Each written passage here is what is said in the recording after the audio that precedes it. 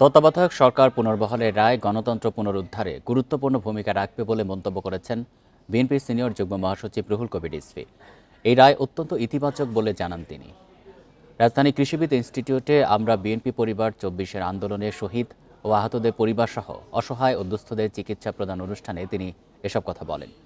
রিজভী বলেন, তত্ত্বাবধায়ক সরকার পুনর্বহাল হওয়ায় ন্যায় ও গণতন্ত্রের পথে বড় অগ্রগতি এসেছে। ক্ষমতাকে চিরস্থায়ী করতেই আওয়ামী লীগ তত্ত্বাবধায়ক ব্যবস্থা বাতিল করেছিল বলেও মন্তব্য রিজভীর।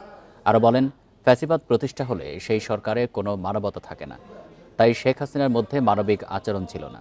রাষ্ট্র ক্ষমতায় তিনি কঠোর ও নিষ্ঠুরতা প্রদর্শন করেছেন।